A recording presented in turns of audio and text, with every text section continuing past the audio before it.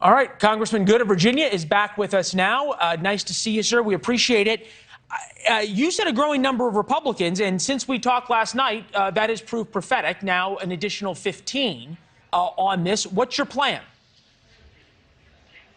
Well, we believe we were going to add more Republican members voting against Kevin McCarthy, voting for Jim Jordan on the fourth ballot if we had not adjourned. I think leadership suspected the same thing, and that's why they made a motion to adjourn until 12 o'clock tomorrow, because we were going to get more votes against Kevin McCarthy and in favor of Jim Jordan.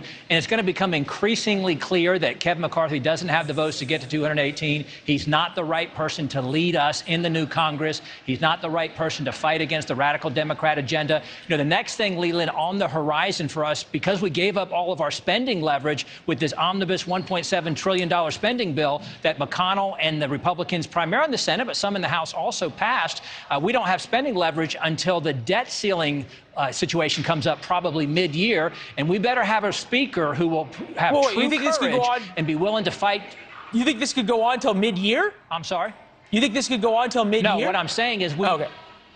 Leland, what I'm saying is we shouldn't be in a hurry to make this decision. If it takes a few days or even a couple of weeks, it's too important to save the country. The republic is teetering here on the brink with the border crisis, the energy crisis, the spending crisis, the weakening of our military, the wokeification of our military, the compromise of our education system. So we shouldn't be in a hurry to make a bad decision on a speaker on some artificial timeline, because there's not a lot meaningful we can do as a Republican majority in one house of government until we have the debt ceiling limit, where we can use the leverage we'll have then to force cuts in spending and to force this administration to secure our border in return for getting our votes. So you're not worried about the optics here of Republicans fighting amongst themselves and the media egging everybody on to do it and enjoying this moment as a way to embarrass Republicans?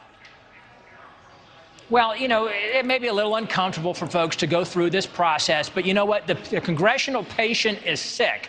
Perhaps it's terminal. We need surgery before we need to go to the coroner. And some just want to take an aspirin. When the aspirin is Kevin McCarthy, maybe that's a baby aspirin even, that's not going to fix what's wrong with Congress. We've got to have surgical change to Congress, transformational change to Congress. It's more important than just our time and whether or not we're embarrassed by a few days of discomfort with what's going on the House floor today.